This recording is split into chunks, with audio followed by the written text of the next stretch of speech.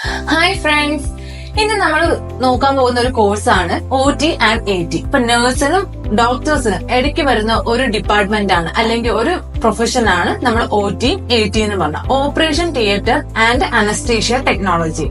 ഇന്ന് MBBS choose ചെയ്യാൻ ആഗ്രഹിക്കുന്ന സ്റ്റുഡൻസിന് ഒരു സെക്കൻഡ് ഓപ്ഷൻ ആയിട്ട് വയ്ക്കാവുന്ന ഒരു കോഴ്സാണ് OT ആൻഡ് AT.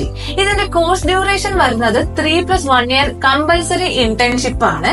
പിന്നെ ഇതിന്റെ ക്വാളിഫിക്കേഷൻ നമുക്ക് +2 ബയോളജി സയൻസ് കഴിഞ്ഞ് 50% എബോവ് മാർക്ക് വാങ്ങുന്ന സ്റ്റുഡൻസിന് ഈ ഒരു കോഴ്സ് ചൂസ് ചെയ്യാവുന്നതാണ്. ഇനി ഇൻസൈഡ് കേരളയാണ് നിങ്ങൾ നോക്കുന്നതുണ്ടെങ്കിൽ, ഈ ഒരു അഡ്മിഷൻ നിങ്ങൾ ഇൻസൈഡ് കേരളയാണ് നോക്കുന്നതെങ്കിൽ നിങ്ങൾക്ക് ഈ OTയും ATയും സെപ്പറേറ്റ് ആയിട്ടായിരിക്കും കോളേജസിലൊക്കെ പ്രൊവൈഡ് ചെയ്യുന്നത്. ഇനി ഔട്ട്സൈഡ് കേരളയാണ് നിങ്ങൾ നോക്കുന്നതെങ്കിൽ നിങ്ങൾക്ക് OTയും ATയും നിങ്ങൾക്ക് കമ്പൈൻ ചെയ്തെടുക്കാവുന്നതാണ്. ഇന്ന് ഒത്തിരി Malayali students average 4 lakh tuition fees വരുന്ന ബെറ്റർ യൂണിവേഴ്സിറ്റീസിൽ പഠിക്കുന്നുണ്ട്. ഇനി OT എന്നുള്ളൊരു സബ്ജക്റ്റ് നമുക്ക് നോക്കാം. ഓപ്പറേഷൻ തിയേറ്റർ, അതായത് നമ്മൾ ഒരു ഓപ്പറേഷൻ നടക്കുമ്പോഴത്തേക്കും അവിടുത്തെ ഓപ്പറേഷൻ മെഷീൻസിനെയൊക്കെ ഹാൻഡിൽ ചെയ്യുന്നതും അതുപോലെ ഒരു പേഷ്യൻസിനെ ഒരു ഓപ്പറേഷന് വേണ്ടി സെറ്റ് ചെയ്യുന്നതും ഈ ഒരു ഓപ്പറേഷൻ തിയേറ്റർ ഡിപ്പാർട്ട്മെന്റിലുള്ളവരാണ്. സോ ഒരു ഓപ്പറേഷൻ തിയേറ്ററിൽ നമ്മൾ ഡോക്ടറിനെ പൂർണ്ണമായിട്ടും അസിസ്റ്റ് ചെയ്യുന്നതാണ് OT ഡിപ്പാർട്ട്മെന്റ്. ഇനി നമുക്ക് AT ഡിപ്പാർട്ട്മെന്റ് നോക്കാം. AT എന്ന് പറഞ്ഞാൽ അനസ്തേഷ്യ ടെക്നോളജി.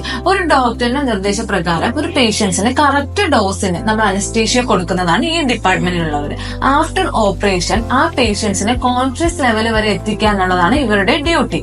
അനസ്തേഷ്യ എന്ന് പറയുമ്പോൾ നമുക്കറിയാലോ, ഒരു സർജറിക്ക് മുന്നേ അവർക്ക് വേദന അനുഭവപ്പെടാതിരിക്കാൻ അല്ലെങ്കിൽ ആ ഒരു വേദന കുറയ്ക്കാൻ വേണ്ടിയിട്ട് നമ്മൾ ചെയ്യുന്ന ഒരു പ്രോസസ്സാണ് അനസ്തേഷ്യ. നമ്മൾ ഇത്രയും നേരം OT ആൻഡ് AT എന്നുള്ള ഒരു കോഴ്സിനെ കുറിച്ച് പരിചയപ്പെട്ടല്ലേ.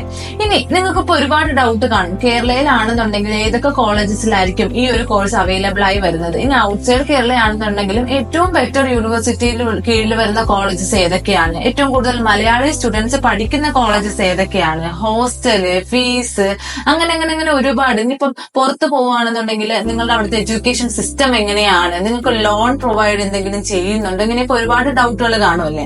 ഇനി അങ്ങനെ ഒരു ഡൗട്ട് ഒന്നും വേണ്ട, നിങ്ങൾക്ക് എന്ത് ഡൗട്ട് ഉണ്ടെങ്കിലും do contact with EBS education.